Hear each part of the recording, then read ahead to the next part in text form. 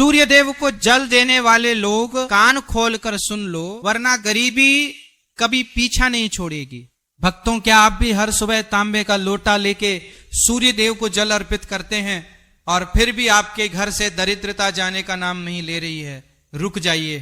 आप अमृत समझकर जो जल चढ़ा रहे हैं वह अनजाने में भयंकर दुर्भाग्य का कारण बन रहा है।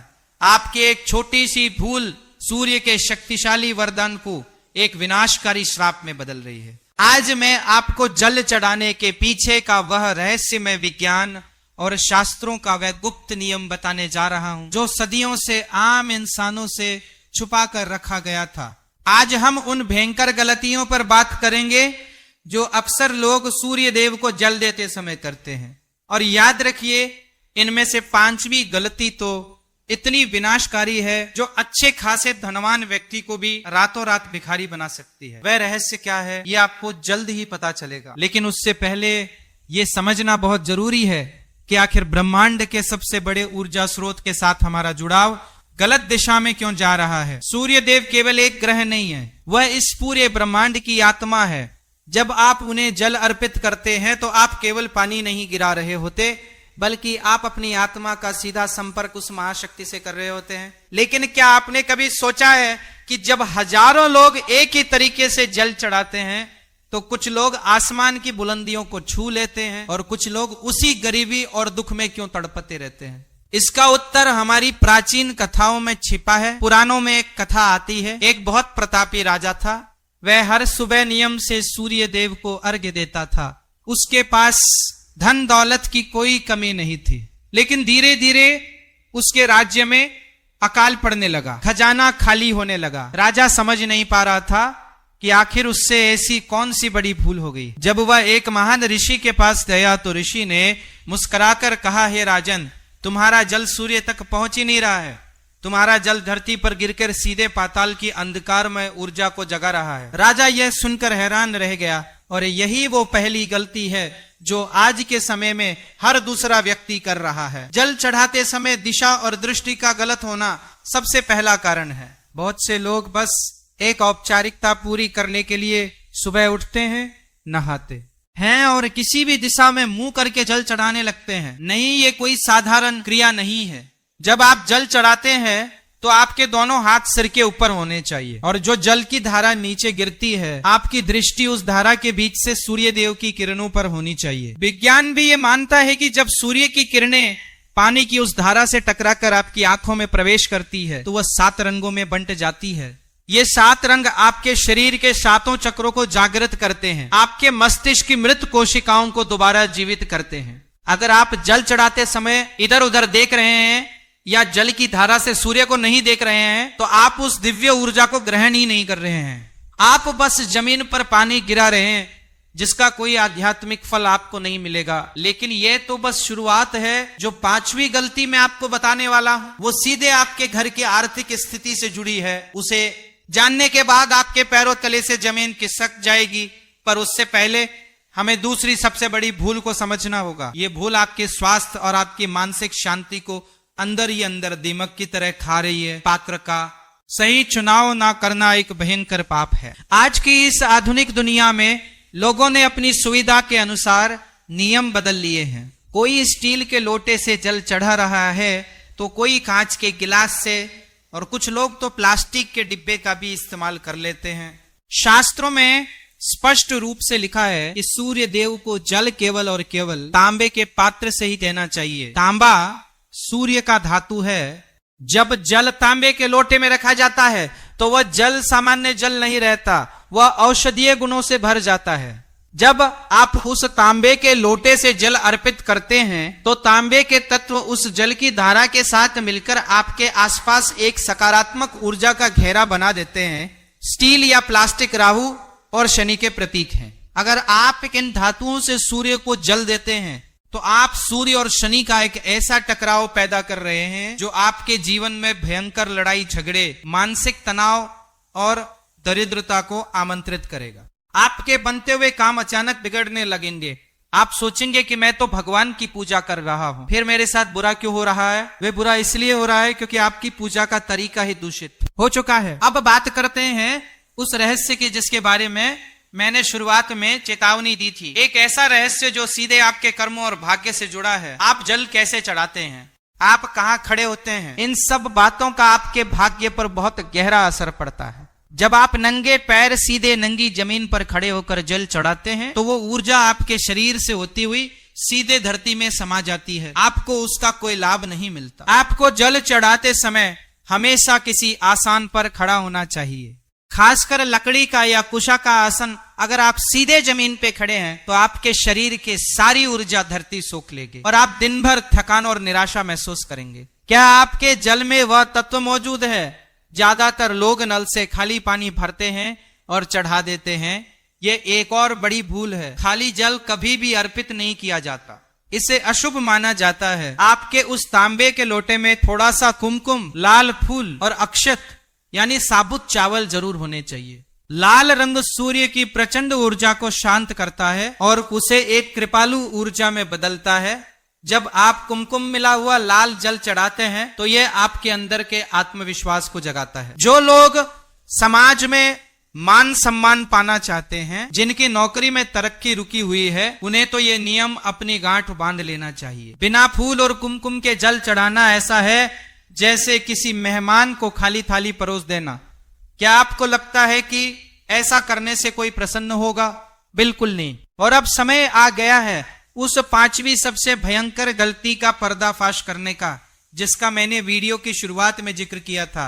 आप सभी को अपने कान खुले रखकर इसे सुनना चाहिए, क्योंकि ये वह गलती है जो अनजाने में 99% लोग हर रोज कर रहे हैं और फिर रोते हैं कि उनके घर में पैसा क्यों नहीं टिकता। ध्यान से सुनिए, जब आप जल चढ़ाते हैं तो वह जल नीचे जमीन पर गिरता है। क्या कभी आपने इस बात पर ध्यान दिया है कि वह गिरता हुआ जल उछलकर आपके पैरों पर तो नहीं पड़ रहा है?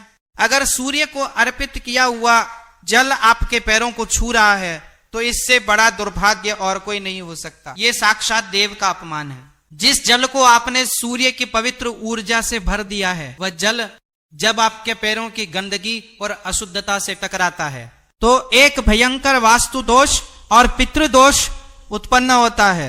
यह दोष आपके घर की सारी बरकत को खत्म कर देता है। रातों रात आपके व्यापार में घाटा होने लगता है, घर में बीमारियां डेरा डाल लेती हैं और परिवार के सदस्यों के बीच नफरत पैदा होने लगती है। इस विनाशकारी गलती से बचने का एक ही तरीका है, आप जब भी जल चढ़ाएं तो अपने पैरों के पास कोई खाली गमला रख लें या फिर जल किसी ऐसे पात्र में गिराएं जिससे वो छलक कर आपके पैरों पर ना पड़े। बाद में उस जल को आप किसी भी पवित्र पौधे जैसे तुलसी या सदाबहार के गमले में डाल सकते हैं। बस इतना सा बदलाव आपके जीवन के बहुत बड़े संकट को टाल सकता है। महाभारत काल की एक बहुत ही प्रसिद्ध कथा है जो हमें इस रहस्य की गहराई तक ले जाती है। दानवीर कर्ण हर सुबह सूर्य देव की उपासना करते थे। जब तक वह सूर्य देव को अर्घ्य नहीं दे देते थे तब तक वह अन्न का एक दाना भी ग्रहण नहीं करते थे। उनकी इसी असीम भक्ति के कारण सूर्य देव ने उन्हें वह दिव्य कवच और कुंडल प्रदान किए थे जिसने कर्ण को अजय बना दिया था। लेकिन कर्ण की उपासना में एक विशेष बात थी जो आज के इंसान भूल चुके हैं। कर्ण जब जल अर्पित करते थे ये प्राप्त, तो उनका पूरा ध्यान ब्रह्मांड के उस मौन संगीत पर होता था। वो केवल मांगते नहीं थे, वह आभार व्यक्त करते थे। और यही हमारी छठी सबसे बड़ी गलती है। जब हम जल चढ़ाते हैं तो हमारे मन में क्या चल रहा होता? हे भगवान मेरी नौकरी लगवा दो, हे भगवान मेरे दुश्मन बर्बाद हो जाए, हे भगवान मेरे दुश्मन बर्बाद हो जाए। हम उस दिव्य समय को भी एक बाजार का सौदा बना देते हैं। हम बस मांग रहे हैं। जल चढ़ाते समय आपके मन में कोई भी सांसारिक इच्छा नहीं होनी चाहिए। उस समय केवल और केवल कृतज्ञता का भाव होना चाहिए। आपको धन्यवाद देना चाहिए उस प्रकाश का जो पूरी दुनिया को रोशन कर रहा है। आपको गायत्री मंत्र का जाप करना चाहिए या फिर ओम सूर नमा का उच्चारण करना चाहिए। जब आपका मन शांत होगा और आप बिना किसी स्वार्थ के जल चढ़ाएंगे तो सूर्य देव आपकी वह इच्छा भी पूरी कर देंगे जो आपने कभी मांगी ही नहीं होगी। आपकी खाली झोली खुशियों से भर जाएगी। लेकिन अगर आप लालच और डर के साथ जल चढ़ाएंगे तो आपको केवल निराशा ही हाथ लगेगी। और अब वो सातवीं और अंतिम गलती जो आपके समय चक्र को बिगाड़ रही है। समय का गलत चुनाव सूर्य देव को अर्घ्य देने का एक निश्चित समय होता है। बहुत से लोग अपनी नींद पूरी करके सुबह 8 या 9 बजे उठते हैं और तब जल चढ़ाते हैं जब सूर्य पूरी तरह से आसमान में चमक रहा होता है और उसकी किरणें चुभने लगती हैं। ये एक बहुत बड़ा पाप है। शास्त्रों के अनुसार सूर्य को जल चढ़ाने का सबसे उत्तम समय वह होता है जब सूर्य उदय हो रहा हो, जब आसमान में लालिमा छाई हो। इस समय सूर्य की किरणें सबसे अधिक कोमल और ऊर्जावान होती है। उदय होते हुए सूर्य को जल देने से आपके जीवन में भी उन्नति और सफलता का उदय होता है। अगर आप दोपहर के समय या तेज धूप में जल चढ़ा रहे हैं तो आप सूर्य की उस उग्र ऊर्जा को आमंत्रित कर रहे हैं जो आपके जीवन में क्रोध, अहंकार और विनाश लाएगी। आपकी बुद्धि भ्रष्ट होने लगेगी और आप गलत फैसले लेने लगेंगे। इसलिए अपने आलस्य को त्याग दे। अगर आपको जीवन में कुछ बड़ा हासिल करना है तो आपको सूर्य से पहले उठना पड़ेगा। जो इंसान सूर्य को जगाता है वह दुनिया पर राज करता है और जिसको सूर्य जगाता है वो जीवन भर संघर्ष करता रहता है। इन 7 गलतियों को जानने के बाद अब आपको यह समझना होगा कि सही विधि क्या है और इसका हमारे शरीर के भीतर कैसे असर होता है। जब आप सही समय पर सही पात्र में सही सामग्री डालकर सही दिशा में खड़े होकर जल चढ़ाते हैं तो आपके शरीर के आसपास जो आभा मंडल होता है, जिसे हम ओरा कहते हैं, वह एकदम शुद्ध और शक्तिशाली हो जाता है। हमारे शरीर में 7 प्रमुख चक्र होते हैं और सूर्य का प्रकाश जब जल की धारा से छनकर हमारे शरीर पर पड़ता है तो मूलाधार चक्र से लेकर सहस्त्रार चक्र तक एक दिव्य ऊर्जा का संचार होता है। जो लोग हमेशा बीमार रहते हैं, जिनके शरीर में प्राण ऊर्जा की कमी होती है, अगर वो लगातार 41 दिन तक इस सही विधि से सूर्य देव को अर्घ्य दें तो उन्हें किसी भी दवा से ज्यादा असर दिखाई देगा। उनकी त्वचा पर एक अलग ही तेज आ जाएगा। उनकी वाणी में वो आकर्षण पैदा हो जाएगा कि लोग उनकी बात सुनने को मजबूर हो जाएंगे। लेकिन याद रखिए, कोई भी आध्यात्मिक अभ्यास रातों रात जादू नहीं करता। इसके लिए आपके भीतर निरंतरता और अटूट श्रद्धा का होना बहुत आवश्यक है। अगर आप केवल 1 दिन या 1 हफ्ते जल चढ़ाकर चमत्कार की उम्मीद करेंगे तो आप खुद को धोखा दे रहे हैं। प्रकृति अपने नियम से चलती है और सूर्य देव प्रकृति के सबसे बड़े नियामक हैं। वह अनुशासन के देव है। अगर आपके जीवन में अनुशासन नहीं है, अगर आप आज सुबह 6 बजे जल चढ़ाते हैं और कल 9 बजे, तो ये अनियमितता आपके जीवन में भी अस्थिरता लाएगी। सूर्य को जल चढ़ाना केवल एक पूजा नहीं है, ये स्वयं को अनुशासित करने का एक बहुत बड़ा माध्यम है। हमारे वैदिक ज्योतिष में सूर्य को पिता, आत्मा और मान सम्मान का कारक माना गया है। अगर आपकी जन्म कुंडली में सूर्य कमजोर है या राहु और शनि जैसे क्रूर ग्रहों के प्रभाव में है तो आप जीवन में चाहे कितनी भी मेहनत कर ले, आपको कभी भी वो सफलता नहीं मिलेगी जिसके आप हकदार हैं। आपको हमेशा अपने ही लोगों से धोखा मिलेगा। आपके पिता के साथ आपके संबंध खराब रहेंगे। आपके ऊपर कोई ना कोई झूठा आरोप लगता रहेगा और आप कोर्ट कचहरी के मामलों में उलझते चले जाएंगे। इन सब भयंकर कष्टों से बचने का एकमात्र अचूक उपाय सूर्य देव को सही विधि से जल अर्पित करना ही है। लेकिन जब आप उन गलतियों के साथ जल चढ़ाते हैं तो आप अपने कमजोर सूर्य को और भी ज्यादा कमजोर कर देते हैं। आइए इसे थोड़ा और गहराई से समझते हैं। कई लोग जल चढ़ाते समय एक और बड़ी चूक करते हैं। वे जल चढ़ाने के तुरंत बाद उसी जगह पर गोल गोल घूमने लगते हैं जिसे परिक्रमा कहा जाता है। परिक्रमा करना बहुत अच्छी बात है, लेकिन क्या आप जानते हैं कि एक ही जगह पर खड़े होकर गलत दिशा में घूमने से आपके शरीर की चुंबकीय ऊर्जा छिन्न भिन्न हो जाती है। हमारे शरीर का अपना एक मैग्नेटिक फील्ड होता है जो पृथ्वी के मैग्नेटिक फील्ड के साथ जुड़ा होता है। सूर्य को जल देने के बाद हमेशा दक्षिणावर्त दिशा में यानी घड़ी की सुइयों के दिशा में ही 3 बार परिक्रमा करनी चाहिए। अगर आप इसका उल्टा करते हैं तो आप उस सकारात्मक ऊर्जा को पूरी तरह से नष्ट कर देते हैं जो आपने अभी अभी जल चढ़ाकर प्राप्त की थी। इसके साथ ही जल चढ़ाने के बाद कुछ लोगों की आदत होती है कि वे तुरंत आकर बिस्तर पर लेट जाते हैं या सो जाते हैं। ये तो ऐसा हुआ कि आपने अभी अभी सोने का खजाना प्राप्त किया और उसे कचरे के डिब्बे में फेंक दिया। जल चढ़ाने के बाद का जो आधा घंटा होता है वो बहुत ही संवेदनशील और जादुई होता है।